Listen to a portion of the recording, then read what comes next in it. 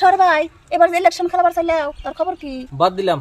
বাদ দিলাম মানে? ইলেকশন খেলা বাদ দিয়ে দিলাম। মাইসের দুনিয়ার অত দোষ আমি নেহাম না। ভাই তোমার কথা কিন্তু কিছু বুঝলাম না। তার মানে কিছু বোঝো নাই?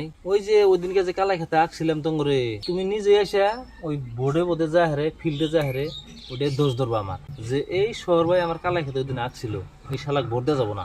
তার পাশে ওই দিনে যে গাড়ি নিয়ে গেছিলাম গোয়ালপাড়া, আমার ছোট ভাই বেমারি আসছিল, ইমার্জেন্সি গেছি গাড়ি নিয়ে। তো গাড়ি নিয়ে খারান তো হারি নাই, দুনিয়ার বন্ধু বান্ধব আসছিল। ও শালাই দেখো কেহনি যেভাবে আমার মাথার হতে গাড়ি চলায়, আর ভোট পেয়ে তো শালা আমার চিনবই না। আবার আর একদিন ওই ব্যক্তি নাড়াইবার ছিল, আমি কিন্তু সমান সমান দুজনকে নাড়াই ছাড়াই দিছি। আর ভোটের দিন ফিল্ডে যাহার কি করবো জানো? কবো শালাই আমার ফেলে একটা কথাও টানে নাই, ওই ফেলে কথা টানছে পরাই ভোট দিয়ে জিতে গিয়ে আমি ভোট দিমও না। আবার ফেরা ওই দিন ওই ক্ষেতের আইল নিয়ে অল্প সোজা করা নিছি, তখন কবো কি যাহারে জানো কি?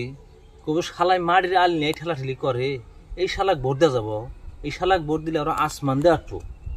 অর্থাৎই কিন্তু আমার মাড়ি বোধে কাগজপাতি একদম ওকে, তাও হেটা বুঝবো না, ওই শালাক ভোটই দেওয়া যাবো না। কথা তো ঠিকই কই দিছ ভাই। ওই জন্য মূল কথা একটাই, ওই কালাই খেতে দোষ, আইল খেতে দোষ, খেতে আগা নিয়ে টেহা পয়সা নিয়ে অত জ্বালা নেই খেতে ভোট খেলামো।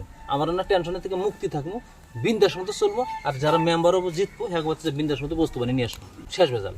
আমিও ইলেকশন খেলাবার চাইছিলাম ভাই, তুমি যে কথা কইলেও নিজের খাইয়া মাসের 200 তলে পড়া হাম না। আমি আজকে থেকে ইলেকশন খেলাম বাদ দিলাম, কান দিলাম।